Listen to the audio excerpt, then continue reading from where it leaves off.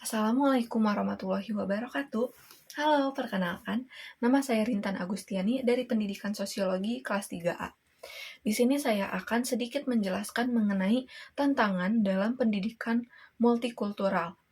Membahas tentang tantangan dalam pendidikan multikultural, di sini juga kita akan membahas spesifiknya gitu ya. Bagaimana cara untuk meningkatkan keadilan bagi suatu kelompok yang menjadi korban tanpa membatasi kesempatan mereka untuk memperoleh pendidikan yang layak. Dalam hal ini diperlukannya pendekatan inklusif gitu ya, yang memahami kebudayaan, lalu mengakui kebutuhan khusus dari suatu kelompok, lalu menyediakan lingkungan belajar yang aman, nyaman, dan sesuai gitu ya bagi siswa. Lalu diperlukannya juga suatu pendekatan kurikulum yang mencerminkan keanekaragaman budaya yang selaras dengan asas-asas pendidikan multikultural. Nah, di sini asas-asas pendidikan multikultural itu terbagi menjadi 3 gitu ya. Yang pertama itu ada asas wawasan nasional, di mana dalam asas wawasan nasional ini persatuan itu ada dalam perbedaan gitu. Jadi kita tahu ya, Indonesia itu memiliki budaya yang sangat beragam gitu. Dan kita juga di Indonesia itu ada yang namanya Pancasila. Pancasila di sini itu sebagai kepribadian bangsa yang menyatukan budaya-budaya yang beragam tadi, gitu ya, yang sudah menjadi ciri khas Indonesia gitu, berbeda dengan negara yang lain.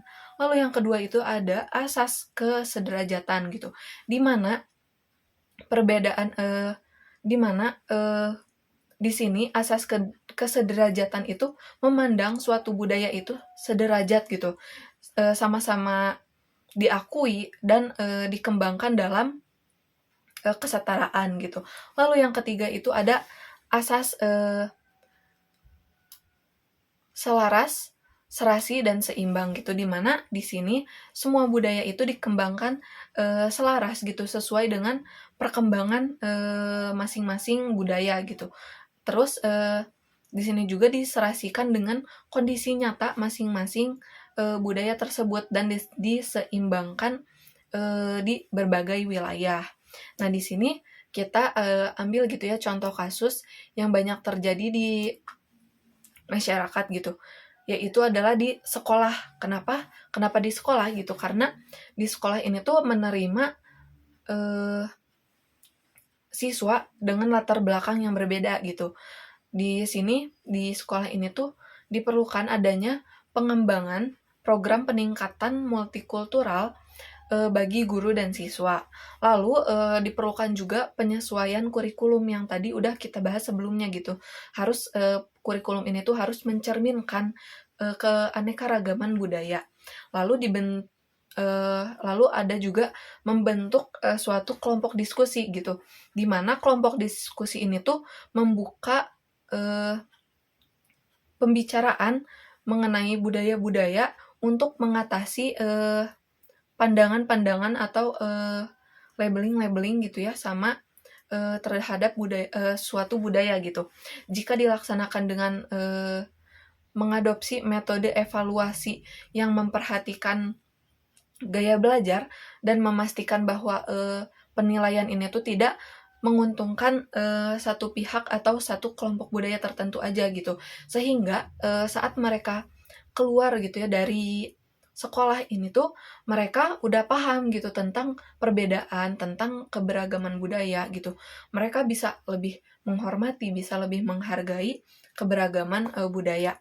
Sehingga bertemu saat mereka gitu ya melanjutkan ke studi yang lebih tinggi atau mereka melanjutkan ke dunia pekerjaan gitu dan mereka menemui orang-orang yang berbeda dengan budaya mereka, mereka tuh bisa eh, saling menghargai gitu, saling mengerti karena dia udah punya basic gitu ya, basic untuk eh, mengerti dan tahu gitu karena adanya keberagaman ini. Apalagi mereka ketemu sama orang yang eh, bisa disebut pendatang gitu, kayak misalkan kita di Pulau Jawa gitu ada orang Papua atau orang Kalimantan gitu datang ke Jawa untuk bekerja atau menuntut ilmu.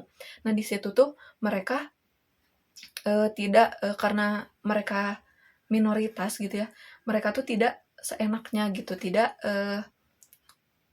membeda-bedakan gitu, sehingga semua orang tuh bisa mendapatkan peluang yang sama gitu, baik dalam bidang ekonomi, yaitu bekerja, atau, dalam bidang pendidikan gitu. Jadi, di sini tuh bisa muncul gitulah keadilan bagi orang yang menjadi korban gitu ya, tapi tanpa membatasi, kesempatan mereka untuk memperoleh, pendidikan yang sama gitu, yang layak. Nah, dari situ, eee, semua orang tuh akan mendapatkan kesempatan yang sama tadi dalam memperoleh, pendidikan. Kemudian, setelah, orang-orang siswa-siswa ini sudah memahami, eee, adanya perbedaan, adanya, keberagaman budaya gitu ya, mereka tuh akan, dengan sendirinya tercipta suasana belajar, suasana lingkungan, suasana masyarakat yang aman, nyaman, dan, berkualitas gitu, tanpa adanya diskriminasi atau kesenjangan sosial, begitu. Mungkin sekian gitu yang bisa saya sampaikan, kurang lebihnya saya mohon maaf. Eee, Wassalamualaikum warahmatullahi wabarakatuh. Terima kasih.